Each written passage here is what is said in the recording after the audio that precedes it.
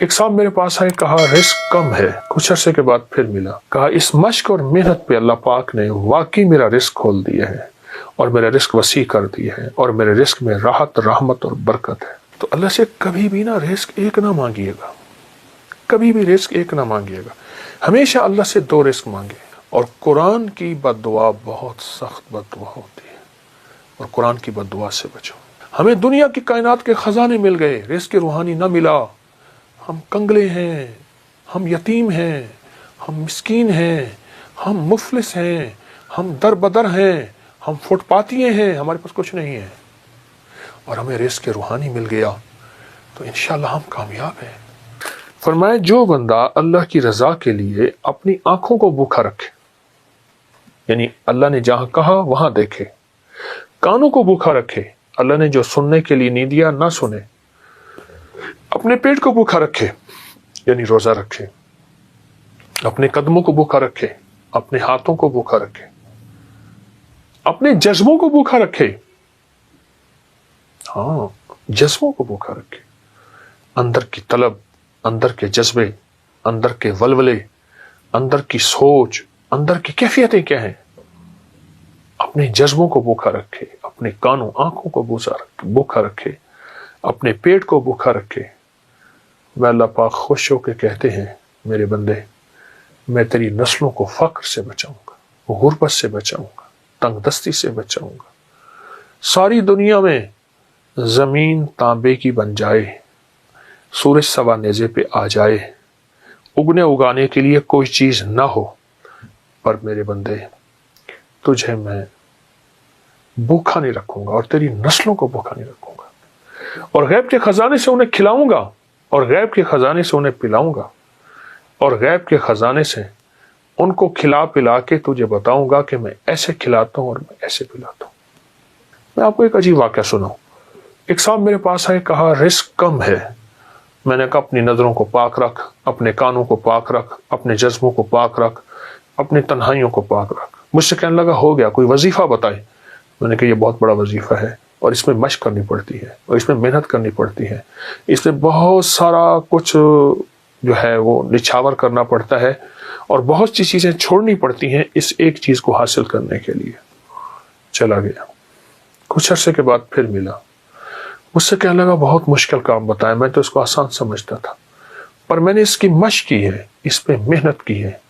تو میں نے اس پہ ملا کیا، کہا اس مشق اور محنت پہ اللہ پاک نے واقعی میرا رزق کھول دیا ہے اور میرا رزق وسیع کر دیا ہے اور میرے رزق میں راحت، رحمت اور برکت ہے۔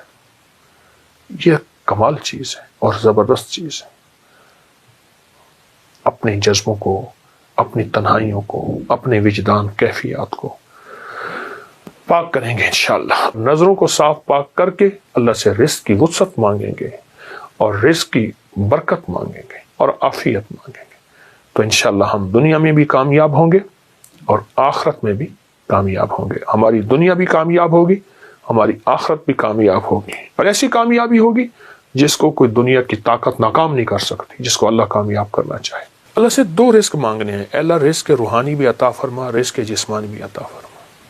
لیکن مجھے دسترخوان مولا وسیع چاہیے، آقا وسیع چاہیے، کریم وسیع چاہیے۔ رزق روحانی کیا ہے؟ رزق جسمانی تو وافر مقدار میں ہمیں مل چکا ہے، رزق روحانی کیا ہے؟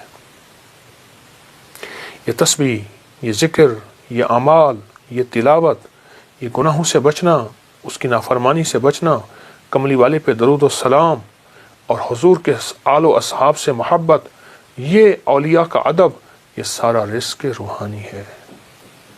اللہ سے دونوں رزق مانگنے ہیں، رزق جسمانی بھی اور رزق روحانی بھی، اللہ سے دونوں مانگنے ہیں۔ دونوں رزق اللہ کے خزانوں سے لینے ہیں ہم نے، اور اللہ کے خزانوں سے دونوں رزق انشاءاللہ ملیں گے۔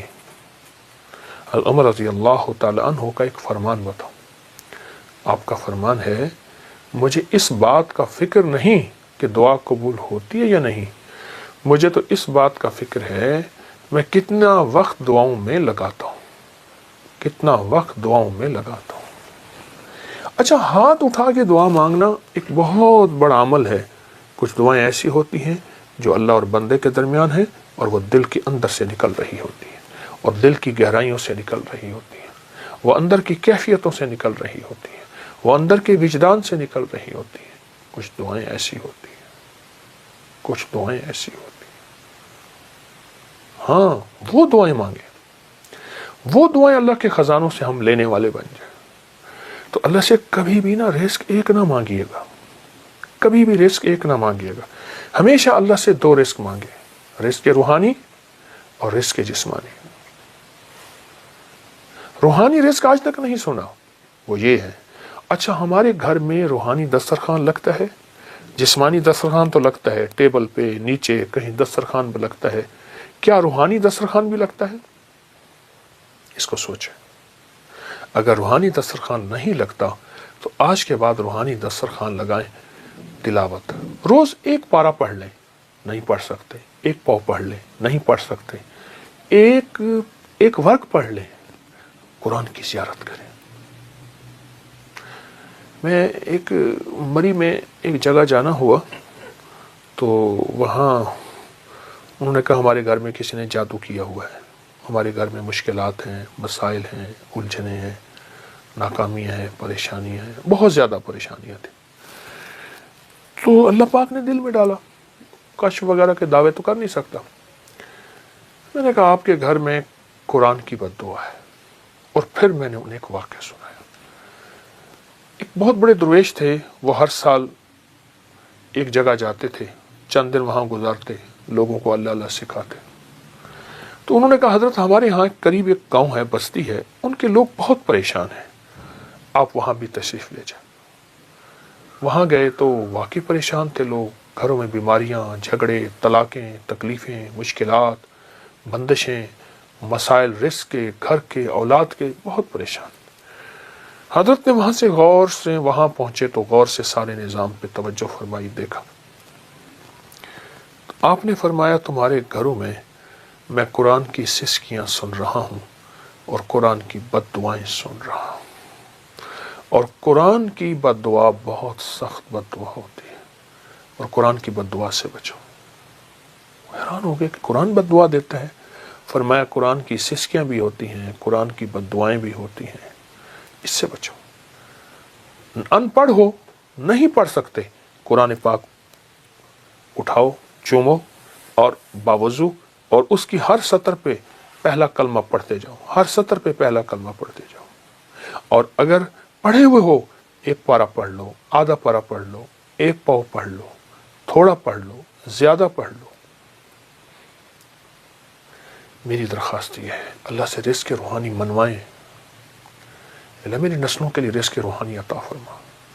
ہمیں دنیا کی کائنات کے خزانے مل گئے، رزق روحانی نہ ملا، ہم کنگلے ہیں، ہم یتیم ہیں، ہم مسکین ہیں، ہم مفلس ہیں، ہم در بدر ہیں، ہم فٹ پاتیے ہیں، ہمارے پاس کچھ نہیں ہے، اور ہمیں رزق روحانی مل گیا تو انشاءاللہ ہم کامیاب ہیں۔